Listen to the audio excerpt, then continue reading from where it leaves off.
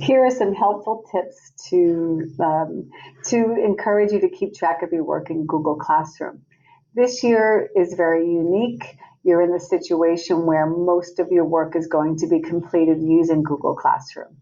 And you don't have to worry so much. You have to worry a little bit about papers being here and there, but for the most part, your assignments are going to be given to you through Google Classroom, and you will complete them in Google Classroom. So let's take a look at the options that Classroom has to help you keep your work, kind of keep track of your work.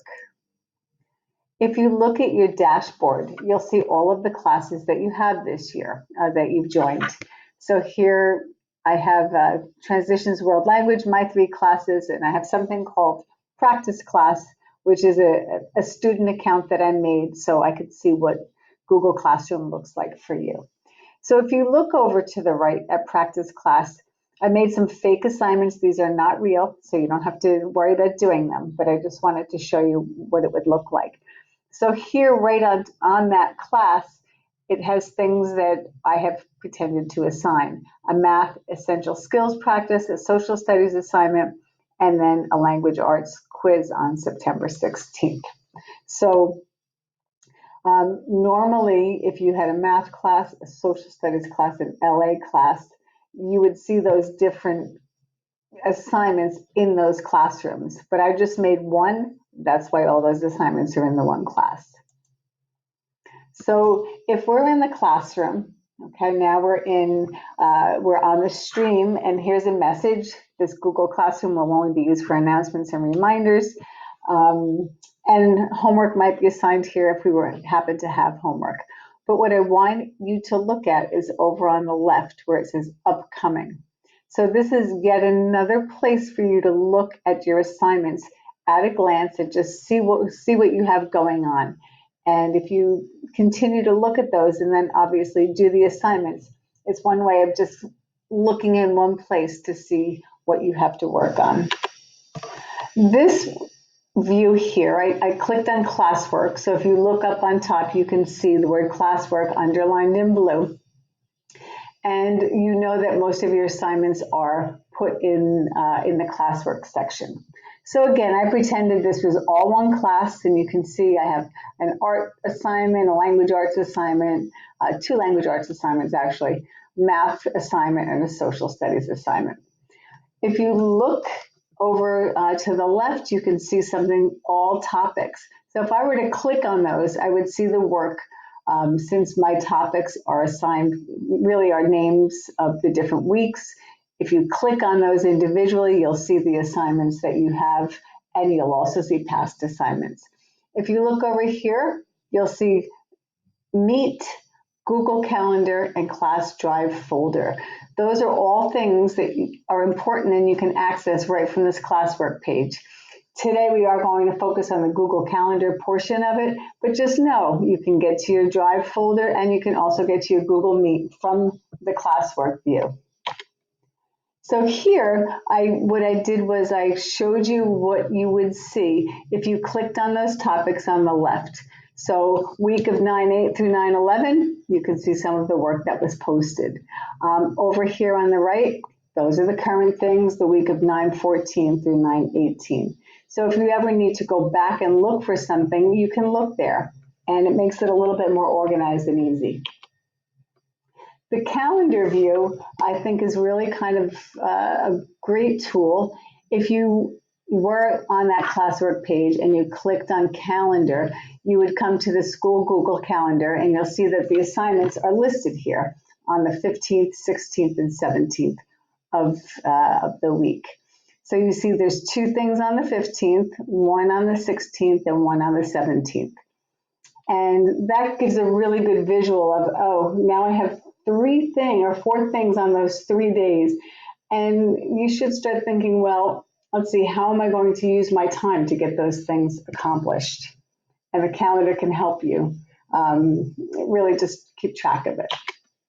So now that you can see different places where you can find your assignments and when they're due, you need to make a plan.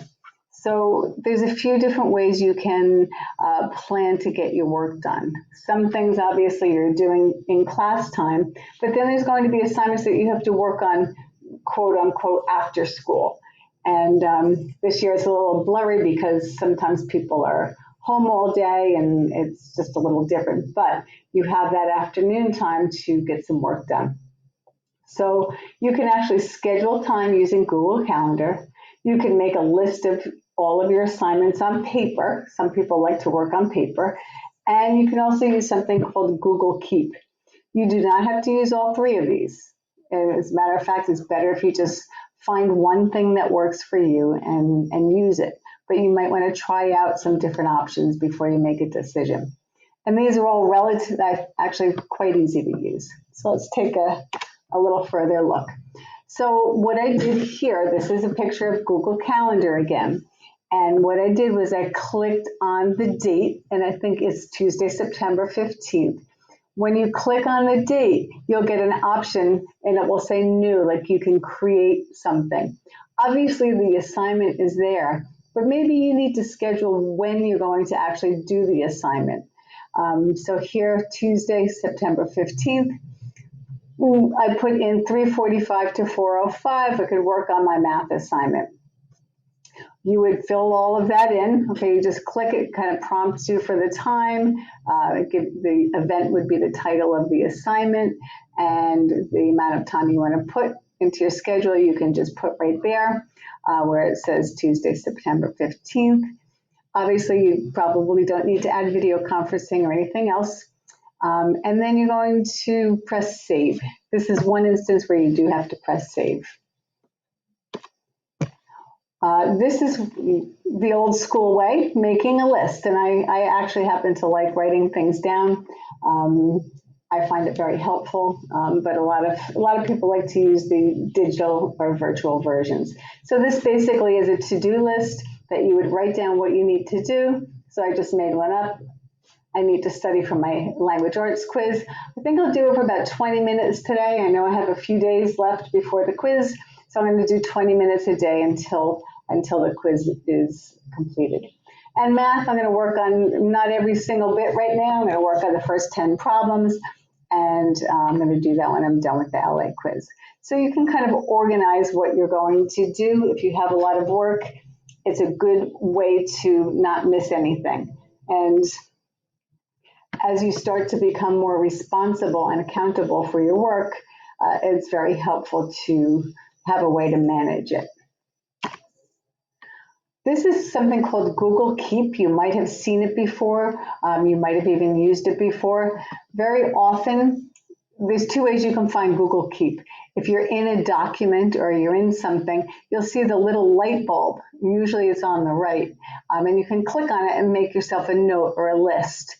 You can also go to the little, like the little tiles, the icons to get into the Google things, and you can find Google Keep.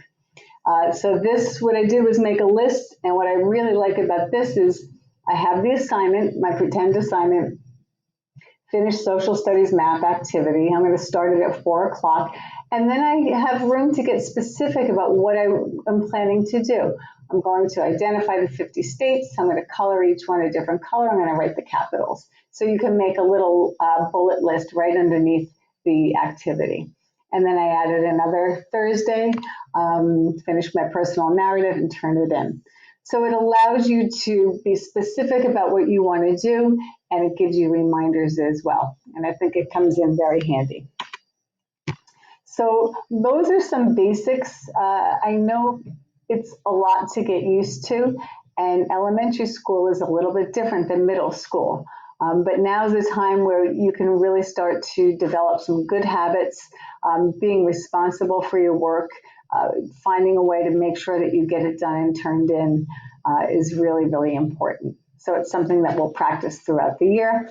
But if you want to explore any of these options, I highly recommend trying each one and see what works for you.